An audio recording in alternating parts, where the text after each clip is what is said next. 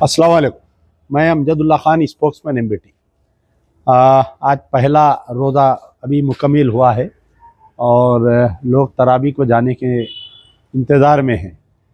तो आज आपके सामने आने का मकसद ये है कि जो माह रमज़ान के इंतज़ामात होते हैं, ख़ास तौर पर जो मक्का मस्जिद और शाही मस्जिद बाग़ियाम के जो इंतज़ामात होते हैं, मक्का मस्जिद में जो है इफ्तार का जो अहतमाम किया जाता है, वहाँ पर जो है गवर्नमेंट जो माइनॉरिटी वेलफेयर डिपार्टमेंट की तरफ से इंतज़ामात किया जाता है।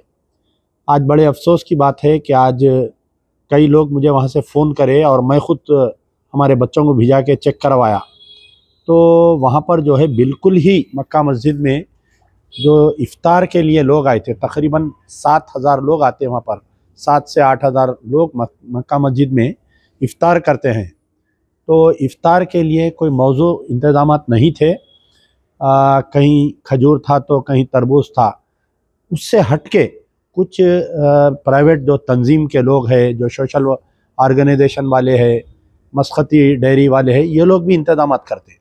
लेकिन ये जो प्राइवेट लोग इंतज़ामात करते, ये तकरीबन 10 रमज़ान के बाद में आते हैं लोग मक्का मस्जिद को।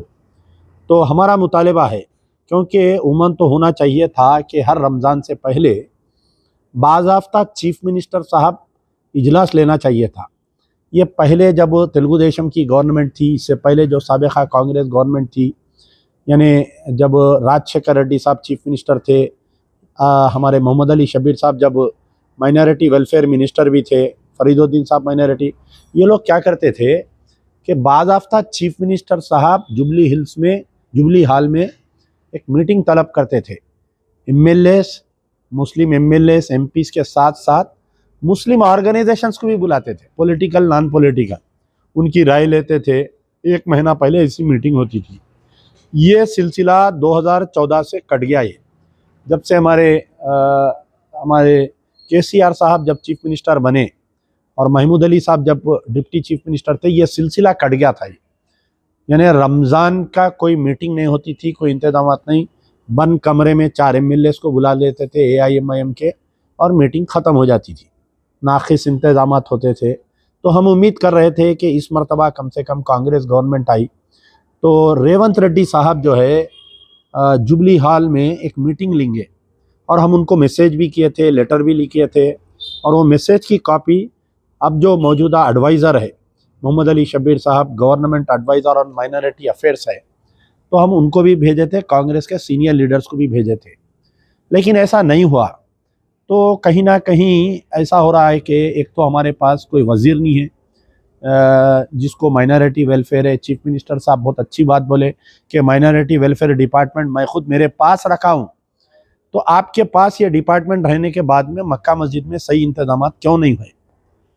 तो हालांकि मोहम्मद अली शब्बीर साहब तो पहले यूनाइटेड आंध्र प्रदेश के मिनिस्टर थे, उनके लिए ओहदा बहुत छोटा ओहदा है। गवर्नमेंट एडवाइज़र का कोई रिटायर्ड जज या आईपीएस आईएएस ऑफिसर को देते ही है। तो उनकी जिम्मेदारी थी कि आप रमज़ान से पहले मक्का मस्जिद का दौरा करना था, शाही मस्जिद का दौरा करना था। आप ना ये दौरा हुआ, ना मीटिंग हुई। पूनम प्रभाकर साहब एक मीटिंग लिए, शाल उड़ा दिए एक एमएलए साहब को, मीटिंग बर्खास्त हो गई। अकबरुद्दीन ओवैसी साहब को वो मीटिंग में कोई तय नहीं किया गया। सीएम साहब बोले मैं 5 करोड़ रुपए दे दिया बोले। तो ये कब होते इस्तेमाल? ये 5 करोड़ रमज़ान ख़त्म होने के बाद में इस्तेमाल होते। तो अब आप बताइए, बीआरएस में पूरे 9 साल तक अक़लियतों के साथ नाइंसाफ़ी हुई, इसकी वजह से जो है कांग्रेस को वोट दिए लोग। तो क्यों ऐसा कांग्रेस की तरफ से लापरवाही की जा रही है? तो इसका हमको नोट लेना चाहिए।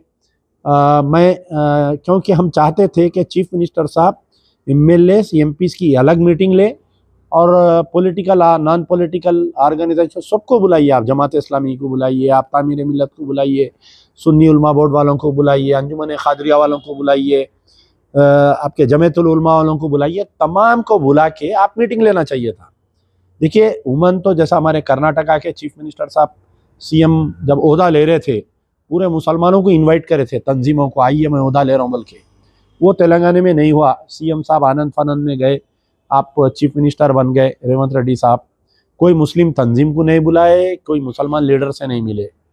आप चीफ मिनिस्टर बनने के बाद में मुसलमानों को बुलाना था, एक बुला के आप जो है खाने पे, डिनर पे, लंच पे दावत देना था, बुलाना था, वो भी नहीं हुए। आपके एडवाइज़र साहब आपको एडवाइस नहीं दिए आप ऐसा करो बोल के, क्योंकि हो सकता आप फर्स्ट टाइम सीएम बने, आपको नहीं मालूम है कैसा करना क्या करना।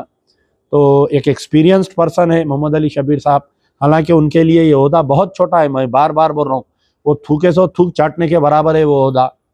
नहीं लेना था एक्चुअल तो शब्बीर भाई, वो ओहदा लेना नहीं था, आप अड़ जाना था मेरे को एमएलसी दे के मिनिस्ट्री दियो बोल के, नहीं तो नहीं लेना था। अपन ऐसा भी जिंदा है, ऐसा भी जिंदा है, जिंदगी गुजार ले रहे हैं अपन। अपन लाइट रही गाड़ी पे या गनमैन रहा तो अपन जिंदा रह सकते क्या? मुसलमान ला इलाहा इल्लल्लाह मोहम्मद रसूलुल्लाह जिंदा रह सकता था। तो अभी भी कुछ भी नहीं किया। आज पहला रमज़ान है, कल पूरा दुकान वालों को ना सिर्फ बंद कराए बल्कि चालाना करे। गौर करिए आप, मौजूदा कमिश्नर ऑफ पुलिस से जो नुकसान हो रहा है कांग्रेस को, उसका नोट लीजिए आप। मुसलमान दुकानों पे होटलें जितनी कल खुली थी, ख़ास तौर पर रैन बाज़ार में कम से कम 60-70 चालान हुए। तो ये चालानात कौन भरना भाई? अब आप बताइए। पुराने जो गवर्नमेंट थी ऐसी जुल्म कर रही थी, रात में दुकाना खुले रखे तो चालाना कर दे रही, रात में बंडियां रखे तो 1-1 लाख रुपए चालाना कर रहे बोल के बदजन होके अवाम आपको वोट दी ना साहब। तो अभी ये मौजूदा में भी ये कमिश्नर ऑफ पुलिस साहब ऐसा कर रही, तो क्या कमिश्नर ऑफ पुलिस साहब कांग्रेस के दोस्त है, कांग्रेस के दुश्मन है, अवाम के दोस्त है, अवाम के दुश्मन है? ये नहीं बात समझ में आ रही हमारे को। कैसा होता भाई बताइए, आप कल रात में चालानात करे, खाली रैन बाजार में कम से कम मैं समझता हूँ 60-70 चालान है, तो कोई पुरसाने हाल है ही नहीं है रैन बाजार इंस्पेक्टर को, बताइए। मक्का मस्जिद जो माइनॉरिटी वेलफेयर डिपार्टमेंट के कंट्रोल में है, हमारे डीसीपी साउथ जोन चैतन्या साहब वहाँ पर आए थे रोज़ा खोलने। कोई तंजीम वाले जो है वहाँ पर मेवे के कुछ फ्रूट बॉक्स बांटे थे, उनको बुलाए थे, उनके सामने तो तरबूज खरबूज सब भर के रखे। जो मुसल्ली जो आम रोज़ेदार है उनके पास कुछ भी नहीं था, वो भी कोई प्राइवेट वाले ला के रखे उनके सामने। गवर्नमेंट का कहाँ है पैसा 5 करोड़ रुपए? बताइए आप। वो 5 करोड़ में से इफ्तार का इंतज़ाम क्यों नहीं हो रहा मक्का मस्जिद में? आप बताइए आप। तो हमारा मुतालबा है कि देखिए, हमारा जो भी क्रिटिसिज्म रहता है वो फॉर दी कंस्ट्रक्टिव क्रिटिसिज्म रहता है, वहीं कोई ये नहीं है कि अभी से शुरू कर दिए कि आप बोले, ऐसा नहीं है। पूरा 30 दिन मैं मोहम्मद अली शब्बीर साहब से गुजारिश कर रहा हूँ कि आप सरप्राइज विजिट आइए। आप किसी को मत बोलिए, आपकी कोई जान को खतरा नहीं है, आप कोई पुलिस को भी इन्फॉर्म मत करिए, आपके लोकल कांग्रेस वालों को भी मत इन्फॉर्म करिए। आप क्या करिए, अचानक एक दिन जो है बगैर किसी को इत्तला करे के सीधा मोटरसाइकिल पे, 2 व्हीलर पे बैठिए, आपके कोई खास आदमी को गाड़ी चलाओ, बोलिए मक्का मस्जिद। आप मक्का मस्जिद में रोज़ा खोले जब तक किसी को इत्तला नहीं होना, ना आपके चमचों को होना, ना आपके कांग्रेस वालों को होना, ना कोई पुलिस ऑफिसर को होना, इवन सुप्रीडेंट मक्का मस्जिद को भी इत्तला नहीं होना आप आए जब तक। तो उसको बोलते हैं सरप्राइज विजिट। नहीं, आप आने से पहले पूरों को इत्तला कर रहे हैं मैं आ रहा हूँ, वो अलग है। वो डिपार्टमेंट ऑफिसरों बल्दिया के साथ, दूसरे ऑफिसरों के साथ आप आइए, आप आ सकते हैं, आप गवर्नमेंट एडवाइजर है। आप ये मत सोचिए कि भाई मैं ऐसा विजिट कर सकता हूँ, क्या मैं पब्लिक रिप्रेजेंटेटिव नहीं हूँ, मैं मिनिस्टर नहीं हूँ, नहीं। आप एक कांग्रेस पार्टी के जिम्मेदार है, आपकी सरकार है, आप सरप्राइज विजिट करके आप सीएम को रिपोर्ट पेश कर सकते हैं। आप मिनिस्टर नहीं होंगे, आप एमएलए नहीं होंगे, आप एमपी नहीं है, हमारी नज़र में आप बहुत बड़े आदमी हैं। आप आइए, आप आके आप कल एक दिन शाही मस्जिद आइए, एक दिन जो है मक्का मस्जिद आइए, फिर रात में आइए, आप पुराने शहर का दौरा करिए। तो बहरहाल हमारा मुतालबा है कि नाक़िस इंतज़ाम के ऊपर मजलिस बचाओ तहरीक सख्त नोट लेती है। मक्का मस्जिद में इफ्तार के सही इंतज़ाम नहीं हुए।